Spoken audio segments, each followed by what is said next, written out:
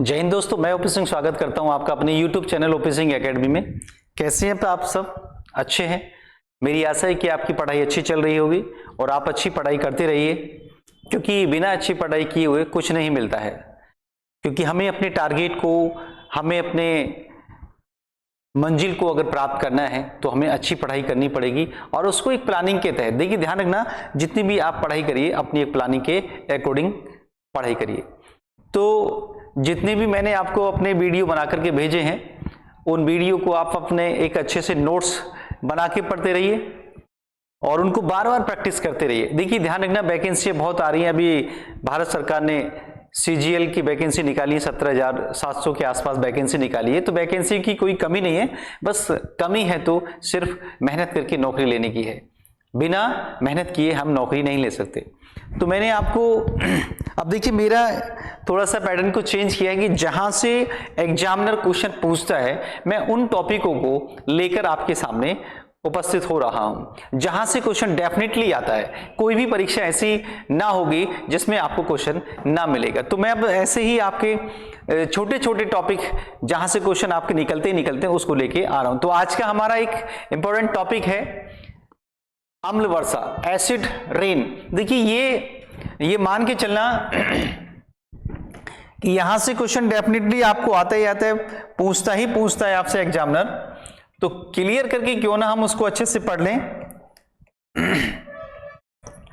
तो मैंने देखा है कि लगभग अपने 15 सालों के इतिहास में अम्ल वर्षा से, एसिड रेन से एक क्वेश्चन जरूर आया है।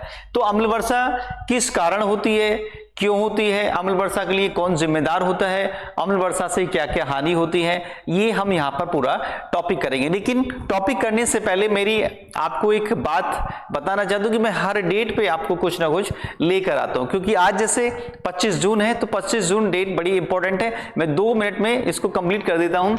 जैसे मान के चलना कि आज 25 जून, तो 25 जून 1983 की एक घटना है। ऐसे ही 25 जून 1908 की एक घटना है। तो ये 2 डेटें हैं यहां पर, और एक और डेट है आपकी आज की 25 जून 1924। तो ये 3 डेटें मैं देखता हूं। डेट आपकी 25 जून है, लेकिन सन यहां डिफरेंस है। तो पहली डेट को अगर मैं देखूं कि 25 जून 1983, तो 25 जून 1983 इसलिए इंपॉर्टेंट है कि भारत ने अपना पहली बार क्रिकेट वर्ल्ड कप जीता था। क्रिकेट विश्व कप को पहली बार जीता था 25 जून 1983 को कपिल देव की कप्तानी में वेस्टइंडीज को हराकर। और ये मैच भारत ने इंग्लैंड के लॉर्ड्स मैदान पर जीता था। लॉर्ड्स मैदान को क्रिकेट का मक्का कहा जाता है। तो भारत ने पहला वर्ल्ड कप जीता था 25 जून 1983 को, इसलिए ये डेट बड़ी इंपॉर्टेंट है। और भारत अब तक 2 बार वर्ल्ड कप जीत चुका है, पहला 1983 में और दूसरा 2011 में। बात करता हूं मैं 25 जून 1908 की। तो ये डेट है सुचेता कृपलानी के जन्म के लिए। सुचेता कृपलानी का जन्म अंबाला में हुआ था। कब? 25 जून 1908 को। और सुचेता कृपलानी का नाम इतिहास में आता रहता है, क्वेश्चन में आता रहता है कि भारत की पहली महिला मुख्यमंत्री कौन बनी थी। तो भारत की पहली महिला मुख्यमंत्री सुचेता कृपलानी ही बनी थी उत्तर प्रदेश राज्य में 1963 में। तो उत्तर प्रदेश राज्य की पहली महिला मुख्यमंत्री थी और पूरे भारत की पहली महिला मुख्यमंत्री बनने का उनको सौभाग्य प्राप्त हुआ था। और वह संविधान सभा की जो 15 महिला सदस्य चुनी हुई थी, जो 15 महिला सदस्य शामिल हुई थी संविधान सभा में, उनमें से सुचेता कृपलानी का नाम एक था। आगे बात करता हूं 15 जून 1924 को। तो 15 जून 1924 को पहली बार अल्बर्ट कैलमेट ने और अल्फांसो ग्यूरिन ने टीबी के टीके का आविष्कार किया था। आज की डेट में टीबी के टीके का आविष्कार भी 25 जून 1924 को हुआ था। तो मैंने ये 3 डेटें यहां पर बताए हैं। तो आज हम चर्चा करते हैं अपने इंपॉर्टेंट टॉपिक पर, अम्ल वर्षा पर, एसिड रेन पर। बड़ा ही इंपॉर्टेंट टॉपिक है। देखिए, ध्यान रखना, वर्षा निम्न प्रकार की होती है। मैंने आपको बताया, जैसे अम्ल वर्षा। एक और हम पढ़ते हैं यहाँ पर मानसूनी वर्षा या साधारण वर्षा, मानसूनी वर्षा जो इस समय स्टार्ट हो चुकी है। ऐसे ही एक कृत्रिम वर्षा आती है, कृत्रिम वर्षा। इन सब पर क्वेश्चन आपको एग्जामिनर देता है। और ऐसे ही एक संवहनीय वर्षा होती है, संवहनीय वर्षा। तो ये वर्षा के विभिन्न रूप हैं। और एक बड़ा चर्चा में आ रहा है कृत्रिम वर्षा के रूप सीडिंग क्लाउड। सीडिंग क्लाउड, जैसे अभी संयुक्त अरब अमीरात में वर्षा को कराया गया था। तो ये वर्षा के विभिन्न रूप हैं, 4, अम्ल वर्षा, मानसूनी वर्षा, कृत्रिम वर्षा, संवहनीय वर्षा। तो हम इसमें से अभी केवल टॉपिक जो कंप्लीट कर रहे हैं वो एसिड रेन का कंप्लीट कर रहे हैं, क्योंकि मैं एसिड रेन के ही टॉपिक को लेकर आया हूं जो आपको डेफिनेटली परीक्षा में 100% क्वेश्चन लेकर आता है। चलिए, तो यहां से हम शुरू कर रहे हैं। थोड़ा सा मैं आपको बता दूं कि यहां पर एक मैंने डायग्राम दिया है वाटर साइकिल। वाटर साइकिल ये एक प्रोसेस बनाया है, कंडेंसेशन, संघनन जिसको बोलते हैं, संघनन। तो ध्यान रखना, ये नीचे पूरा जल है, जल ही जल है, यानी कि महासागर या समुद्र में भरा हुआ जल है। तो जो जल टेम्परेचर के कारण, तापमान के कारण, अत्यधिक तापमान के कारण वाष्प रूप में ऊपर जाता है, वाष्प रूप में ऊपर जाता है, संघनन की क्रिया होती है, बादलों का निर्माण होता है और फिर यही बारिश के रूप में नीचे आता है जल। तो ये एक प्रोसेस चलती रहती है, तापमान के कारण जल वाष्प बना, वाष्प के रूप में ऊपर आया, बादलों का निर्माण हुआ, फिर जल नीचे आया। तो ये प्रोसेस चलती रहती है, जितना जल समुद्र से वाष्प के रूप में ऊपर आएगा, बारिश के रूप में वो नीचे आएगा। तो ये प्रोसेस चलती रहती है, इसी को हम वाटर साइकिल कहते हैं। यानी कि कहने का मतलब यह है कि तापमान, यानी कि जितना गर्मी होगी पानी उतना ही वाष्प के रूप में ऊपर जाएगा, और जब वर्षा होगी तो उतना ही पानी नीचे आएगा। तो लगता है कि बहुत वर्षा हुई है। तो ये हमने इस डायग्राम के माध्यम से पढ़ा। आगे हम बात करते हैं अम्ल वर्षा की। देखिए, अम्ल वर्षा होती क्या है। अम्ल वर्षा जो मैंने यहां पर आपको एक डायग्राम दिखाया है, एक डायग्राम और मैं आपको दिखाता हूं। अम्ल वर्षा होने का जो मुख्य कारण है, जो सबसे अच्छा मैंने आपको बताता हूं अम्ल वर्षा। देखिए, ध्यान रखना, 2 सबसे प्रमुख गैसें होती हैं, SO2 और NO2। 2 सबसे प्रमुख गैसें हैं, यानी कि सल्फर डाइऑक्साइड, सल्फर डाइऑक्साइड और नाइट्रोजन डाइऑक्साइड।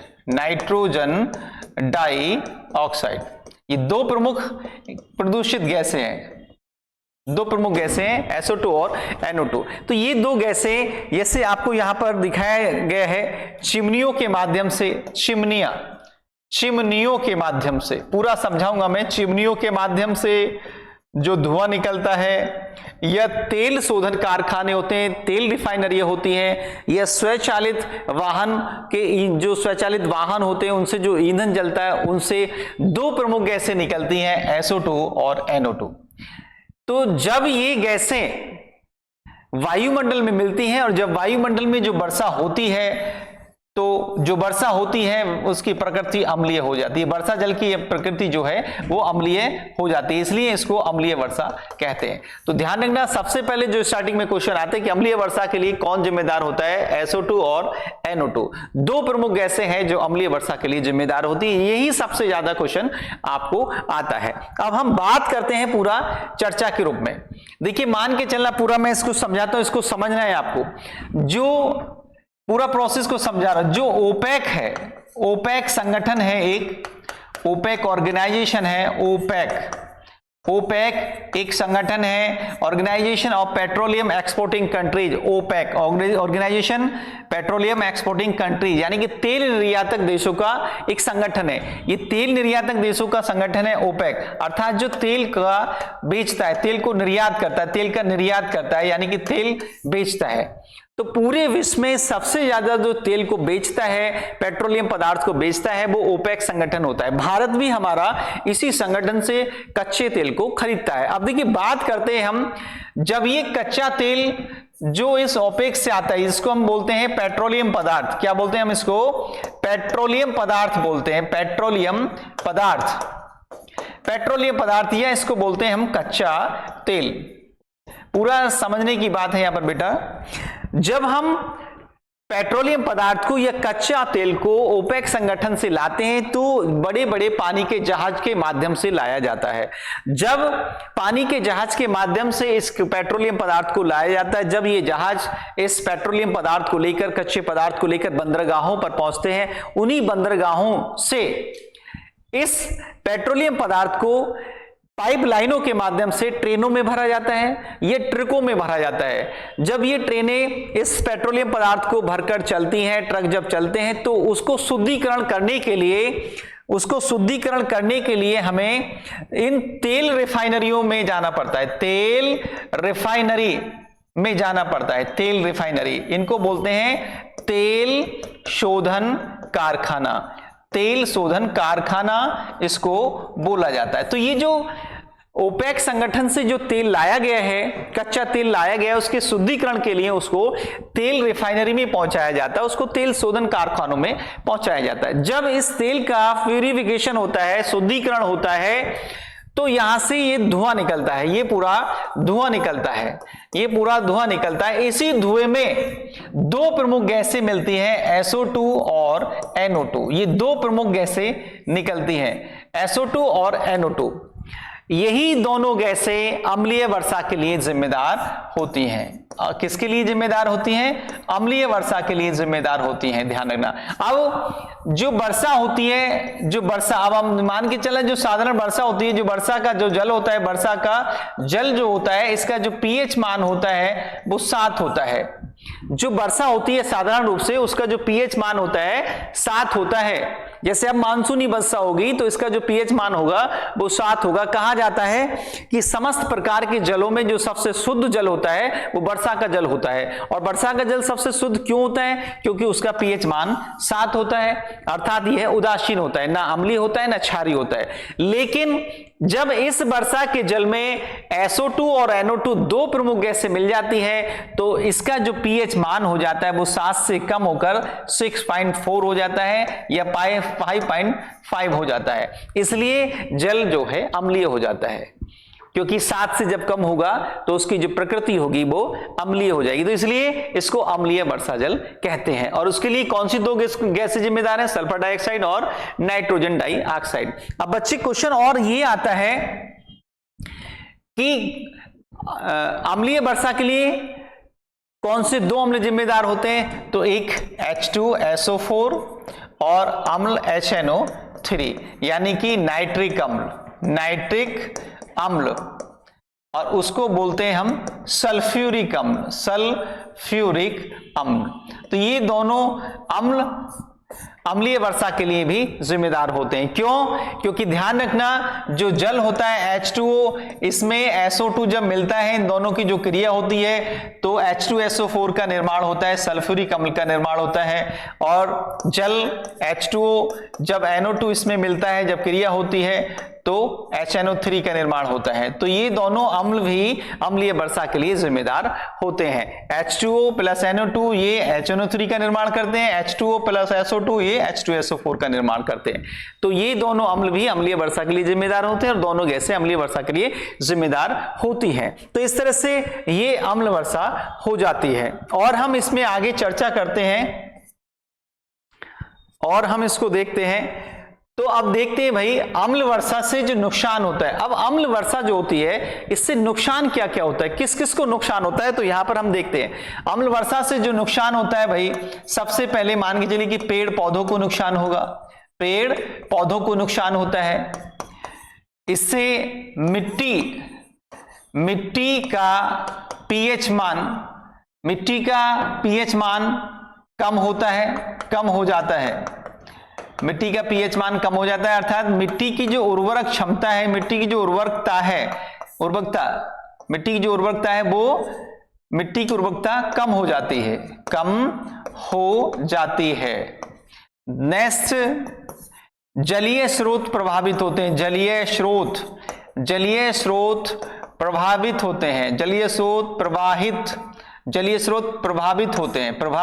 होते हैं। फसलों को नुकसान होता है, इससे फसलों को नुकसान होता है। इससे जीव जंतुओं को नुकसान होता है, जीव जंतुओं को भी हानि होती है, नुकसान होता है, जीव जंतुओं को भी हानि और नुकसान होता है। इससे पर्यावरण नुकसान होता है, इससे पर्यावरण को भी भारी नुकसान होता है, पर्यावरण को भी भारी नुकसान होता है। और इसी अम्ल वर्षा से बड़ी बड़ी जो मार्बल से निर्मित इमारतें हैं उनको नुकसान पहुंचता है। जैसे ताजमहल को भी अम्ल वर्षा से नुकसान होता है। यहां से मोस्ट इंपोर्टेंट क्वेश्चन आता है, मोस्ट इंपोर्टेंट क्वेश्चन करके आता है कि अम्ल वर्षा को या अम्ल वर्षा से ताजमहल को क्या नुकसान पहुंचा। तो अम्ल वर्षा से पेड़ पौधों को नुकसान होता है, अम्ल वर्षा से मिट्टी की जो उर्वरक क्षमता है यानी कि उसका पीएच मान कम हो जाता है, जलीय स्रोत प्रभावित होते हैं, जल प्रदूषित हो जाता है, फसलों को नुकसान पहुंचता है और जीव जंतुओं को भी इससे भारी नुकसान पहुंचता है और पर्यावरण को तो नुकसान होता ही होता है। यानी कि पर्यावरण में जिस पर्यावरणीय क्षेत्र में अम्लीय वर्षा होती है उसमें नुकसान होता ही होता है। अब बात करते हैं कि हम देखिए ये क्वेश्चन बेटा सबसे ज्यादा आता है कि अम्ल वर्षा से ताजमहल को नुकसान पहुंच रहा है। ताजमहल को क्या नुकसान पहुंच रहा है अम्ल वर्षा से, ये देखते हैं। तो ध्यान रखना, सबसे पहले जो ताजमहल जो अम्ल वर्षा होती है,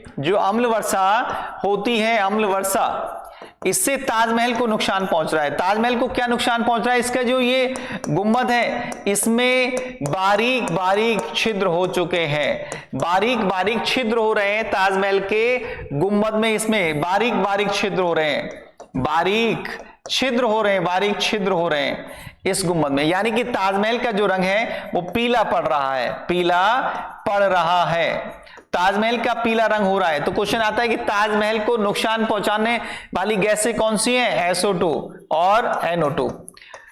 क्वेश्चन आता है कि ताजमहल को सबसे अधिक नुकसान किससे पहुंचता है, SO2 के द्वारा, सल्फर डाइऑक्साइड के द्वारा और नाइट्रोजन डाइऑक्साइड के द्वारा। इसी के कारण, दोनों गैसों के कारण पर ये ताजमहल का जो रंग है वो पीला पड़ रहा है। यानी कि ध्यान रखना,